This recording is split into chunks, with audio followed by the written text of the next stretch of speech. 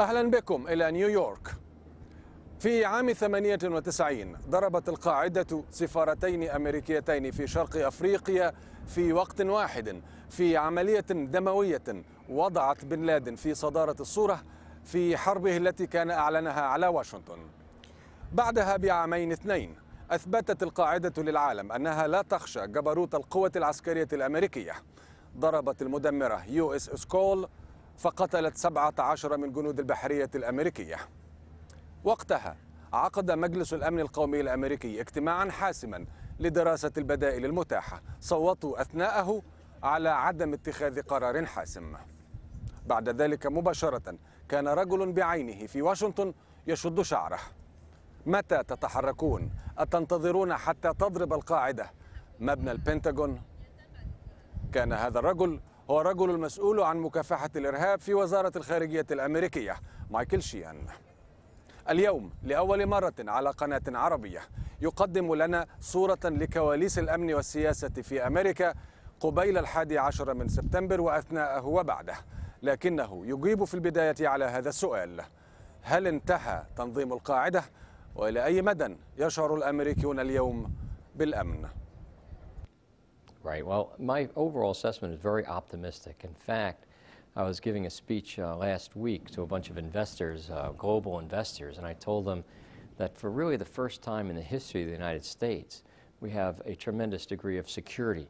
There are no world powers that we're enemies with, which is not our history. From the beginning, our independence from the United Kingdom, which was the world power at the time, through the 20th century, we had enemies of Germany, Nazi Germany, Imperial Japan, the Soviet Union, Red China. These were world powers that were enemies of the United States. We don't have that right now. Our biggest enemies are second and third rate powers like North Korea or Iran, or little problems with Venezuela. And of course we have this threat from Al-Qaeda, a small organization without any linkage or state sponsorship that remains a threat. But compared to our history, our most recent history, we're relatively very safe, and I'm pretty optimistic. Why is it then that talk of Al-Qaeda and security and groups like Al-Qaeda is still going on and is still contributing to the shaping of U.S. foreign policy? Well, I think it's diminishing over time, but I think Al-Qaeda, I think people are beginning to understand the threat that it is, and it is a threat. They're dangerous, but it needs to be kept in perspective. These were 19 guys who were able to knock down the World Trade Center in September of 2001 and killed many people, but this is not an existential threat to the United States. They're much more of a threat actually in the Muslim world, where they kill much more people in that part of the world and are more threatening to those governments. So the United States still has an interest in defeating Al-Qaeda as a threat to its own country and interest, but also a threat to many other people around the world. But this is not anything comparable to the threats that we faced in the past of large powers with nuclear weapons or huge armies. This is a relatively minor threat. We need to keep that in perspective. Stay focused on them, but not overreact to the threat for what it is. And yet, until today, the main argument used by President Barack Obama when it comes to Iraq and most certainly to Afghanistan is that the U.S. cannot afford leaving Afghanistan to become a safe haven again to groups like Al-Qaeda, Taliban, and the rest of it. It's still the main argument. Well, and I think that argument is going to evolve over the months and years ahead. In fact, Al-Qaeda is really not in Afghanistan now, and they haven't been for years. They're in western Pakistan. And we continue to fight Al-Qaeda's presence in western Pakistan, but we do it with intelligence, the occasional drone missile attack, but we're not occupying western Pakistan with large numbers of U.S. forces. And I think in the future, our policy is going to have to find a way is how can we continue to keep Al-Qaeda under pressure while it disintegrates on its own problems. Its own internal problems will be the end of Al-Qaeda. But we can help protect ourselves in the interim, but we need to do so without occupying countries, which just in my view makes the situation worse. You come across as someone who endeavors to make that fine balance between combating terrorism and not panicking Right. in the process. The fact that Bin Laden is still out there, Zawahiri is still out there. So many people are inspired by them, even if they never saw them. Right. So many operations in different parts of the world, if not in the US, certainly in Europe and in other parts in Iraq, in Afghanistan, in Africa. People still refer to Bin Laden, and he's still at large. That's true, but I believe there are a strong group of adherents to his narrative, to his ideology, to his vision of world. But I think that group is small, and I think the broader acceptance that he might have enjoyed for a while in the Islamic world has definitely deteriorated, mainly because his ideology really, on close examination by people, they don't really want to be associated with it. And in fact, his operations have killed many more Muslims than he has his Western targets. So I think his movement is having a lot of difficulties. But nevertheless, there remain a small group of people that are very much inspired by him. And I think it's important that we continue to go after him and his key lieutenants and take them out. That would be very important. But then again, I wouldn't overreact to them by trying to occupy Western Pakistan in order to find bin Laden and Zawahiri. Keep pressure on them, and keep it in perspective of the real threat that they pose to the United States and the world. A lot of security experts and people whose job it is to follow up on this and make sure that people are safe, they differ amongst themselves between focusing more on the leadership or the cell or a combination of both. You have written a book called Crush the Cell. Right. Indicating, and indeed it comes across from the book, that it's people on the ground who matter more than the leadership. Right. Well, actually, I would like to go after both, but it's very important to, and crush the cell doesn't mean eliminate or have defeat, as George Bush used to talk about terms like defeat and eliminate. Crush means you're really pushing them into insignificance. You're not trying to get rid of them forever. That's too hard. But what you're trying to do is continue to keep them under pressure so they can't become a strategic threat. But the subtitle of my book is How to Defeat Terrorism Without Terrorizing Ourselves. Absolutely. Which is, we can defeat these people without overreacting. In fact, terrorism is an instrument of the weak. They kill innocents, they kill women and children, target weak, indefensible areas because they don't have traditional means of power. What they're really attacking is the psyche of their target, which is the American people or the people of the West or people of Saudi Arabia or Egypt or other countries where they want to overthrow governments. They're attacking the psyche of those people by trying to instill fear and to incite violence. And if we overreact to their attacks, we actually empower them. We amplify their power by overreacting. So it would be a tragedy if Al-Qaeda were to kill 50 people in a subway in New York City tomorrow.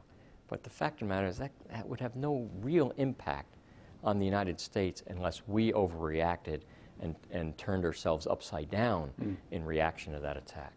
That subtitle indicates to me that you had it in mind that either some people, ordinary people in the streets, sort of panicked or because of lack of information, lack of uncertainty, but at the same time, that there might have been some people in politics aware of the extent of the danger, but they played it up.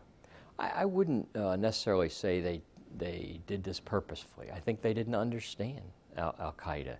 They saw these two buildings come down and they projected their worst fears. They were putting Cold War paradigms on a different organization. This was the first time the United States had been attacked like that, and it's really since Pearl Harbor, but this is really in the middle of New York City. So it shocked people and they overreacted. And then it created almost an industry in itself of politically there was a motivation to amplify this because there was a political motivation there, I believe, in the U.S. And then there became a whole industry of people associated with this that were, in my view, exaggerating the threat from the time right after September 11th. Right. Not that I discount it. I mean, 3,000 people were killed on September 11th. It was a major event. But the fact of the matter is, in the first 18 months, after 9/11, with the resources that already existed in the United States government, we really diminished the capability of al-Qaeda in those first 18 months. And for the last almost 9 years now, they haven't been able to come back to the United States and attack us. You're primarily a security guy who, at the same time, has a magnificent, broad understanding of the context of things, politically and economically, and also security-wise, of course. I think it was on the 13th of September, the Clark mentioned that the President George W. Bush approached him, asking him to try and dig up something to do with Saddam in the middle of all of that. Right. Well, that's a well-known story, and I believe that the Bush administration was distracted by Iraq and saw the world in a they lumped this attack into all types of threats that didn't exist. They saw some sort of broader Islamic threat against the West that, in my view, didn't exist. And there were others, I think, actually in the administration who even understood that, but saw this as an opportunity to finish business that had gone uncompleted in Iraq. Having said that, I think in retrospect, I'm certainly glad Saddam Hussein is out of Iraq, and the Iraqi people have a hope now of building a better life, but it's been a very tough 6 or 7 years in the process. I think it was an ill-advised war, but right now I'm just hopeful, pragmatically, that things can settle down in Iraq, and a very important country to the region can find its way without threatening its neighbors. And hopefully, and again, I'm cautiously optimistic, even with Iraq, a war that I oppose, but right now I'm thinking, well, hopefully there might be some hope there in a situation that looked very, very bad a few years ago. Now, with all its problems, Iraq is somehow stumbling forward. The Iraqi people are resilient, they're educated, they have a vision of where they want to go. There's a lot of problems, but I'm actually feeling a little bit more optimistic there too. But to what extent does it actually help someone like yourself? Or, on the other hand, complicated your mission, that something as serious as this gets politicized? It is very difficult. I think this is the biggest fear that we have. My biggest fear in the United States is that we overreact to situations like this, and that there's a politicization of everything. So after 9/11, for the years after that, there was a politics on the right and left that distorted the issue. I also believe in the economic crisis of the last year. The politics of that distorted the issue and created bad decisions by government and overreacting to situations. And in that speech I referred to earlier, I said the biggest danger that we have in the United States, whether it be from al-Qaeda or some financial crisis, is to overreact and to politicize the issue, which forces us down into avenues that just don't make sense. And so one of my messages is always try to be calm, try to take things in perspective, and deal with the issues in an even-handed way. Right. Is the Obama administration underestimating the situation compared to the Bush administration, for instance? Or how do you assess the way the Obama administration has been dealing with this issue? I generally support what they're doing. I might have a few problems with some of the things and how they've characterized it, but generally support. I think in Afghanistan they have to be careful. They've made a decision to conduct a surge. They're going to put more forces in there, and hopefully with those more forces there'll be some stability to Afghanistan, and the Afghans can move forward and take charge of their country. The American Army